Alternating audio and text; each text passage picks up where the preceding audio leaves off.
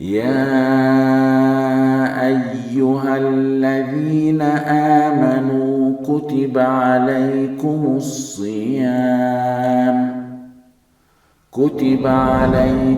الصيام كما كتب على الذين من قبلكم لعلكم تتقون. There's no iman or love of Allah subhanahu wa ta'ala that can be combined with the love of the enemies of Allah.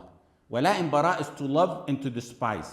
It's to have loyalty and it's to disavow. It's to adhere and repudiate. It's a principle of Islam whether you like it or not. Ibn Taymiyyah defined it simply and clearly. He said wilayah is the opposite of adawa. Wilayah is love and nearness, and adawa is bara'ah, and it's despising and furthering and distancing. Tribes have wala and bara based on tribalism. There's no way they can exist without it. Nations have wala and bara based on nationalism. They can't exist without it. Sports teams of various sports need wala and bara for the team. Political parties must have wala and bara for their parties to exist. The Crusaders had wala and bara to their faith. The gangs in the street can't exist without wala and bara. They all have wala and bara. Their wala and bara is on a low, earthly, dunya foundation. It's free and far from truthfulness and justice and far from the guidance and revelation of Allah subhanahu wa ta'ala, of course. The world has no problem when wala and bara is based on any foundation so long as it's not based on la ilaha illallah. Wala and bara is the backbone of this ummah. Wala and bara defines who the enemies are and our stance towards them. That's why they request of their agents to remove it from curriculums. And then they go tell their other agents to dilute its meanings.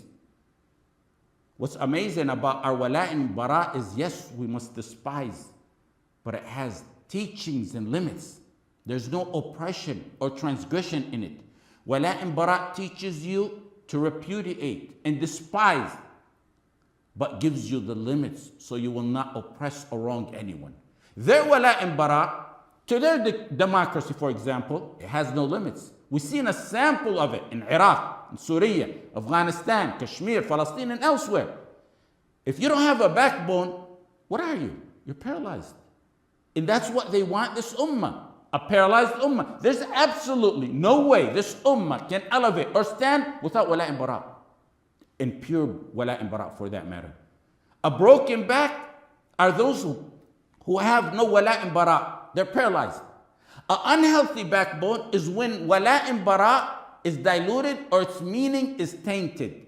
It makes it a hunchback ummah, a bent spine syndrome ummah, an ummah always walking in hunchback ruku' to their enemies. Wala and bara is why the soft-hearted, tearful Abu Bakr as-Siddiq turned angry and admonished, and it's why Umar threatened, and it's why Khalid roared, radiyallahu anhum ajma'een. Now no one cares if wala and bara is slaughtered or uprooted or attacked or diluted. To show you how significant this aspect is, the United States officially and through their officials and official releases requested of their stooges in Bilad al-Haramain to take wala and bara out of the school curriculum. And I studied grade school in Medina in the early 80s. The Islamic studies curriculum of the public school I was in, and all of them, was focused on Tawheed and Wala and Bara. I memorized most of al-Usul al-Thalatha in second grade, and it was part of the public school curriculum.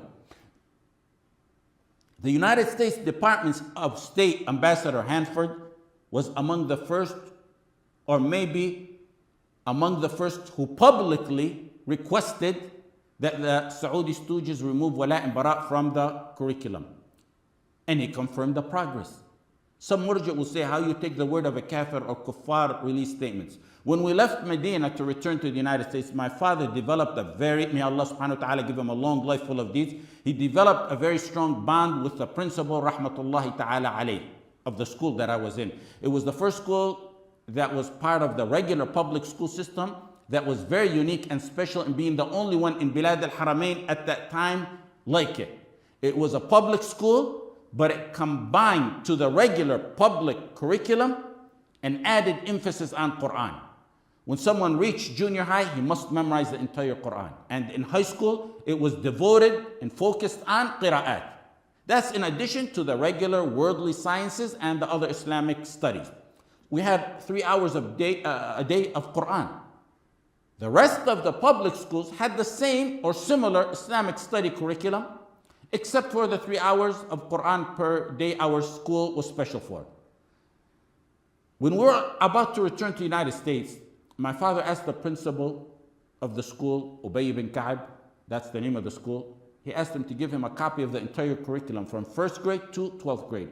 My father wanted to continue teaching us the curriculum at home after we returned to the United States and to teach it to others, which he did.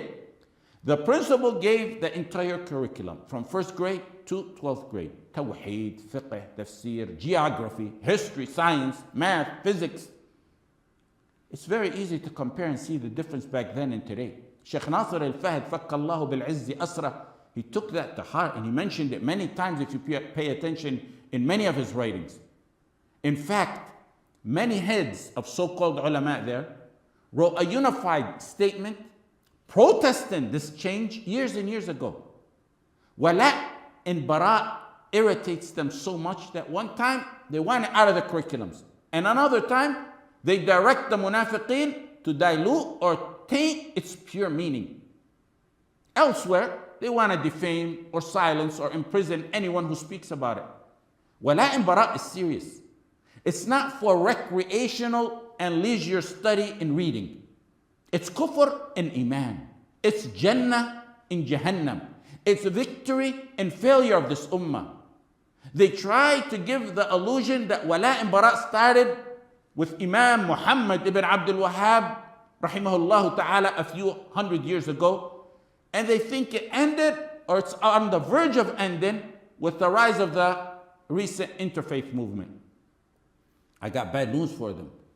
Walaa and Baraa came with the word of La ilaha illallah. Its age is the age of La ilaha illallah. Walaa and Baraa has been around way before Muhammad ibn Abdul Wahhab, and even before our beloved, honored, noble Rasulullah sallallahu alayhi wasallam. Messengers specifically mentioned it in detail before our Rasul sallallahu alayhi wasallam did. قد كانت لكم أسوة حسنة في إبراهيم والذين معه إذ قالوا لقومهم إنا براء منكم ومما تعبدون من دون الله كفرنا بكم وبدا بيننا وبينكم العداوة والبغضاء أبدا حتى تؤمنوا بالله وحده. No doubt interfaith is on the rise due to the rise of the munafiqeen who attribute themselves to this ummah. But Walaa and Baraa can't be extinguished. If they're able to take the Quran out of the hearts and off the shelves and out of existence, then they'll be able to take Walaa and Baraa out of existence. And that is brightness that can never be extinguished, and it will remain until the angel blows in the trumpet. Diamonds and pearls and palaces awaiting the man of Tawheed. Virgins and wine, never-ending time, and gardens with rivers beneath.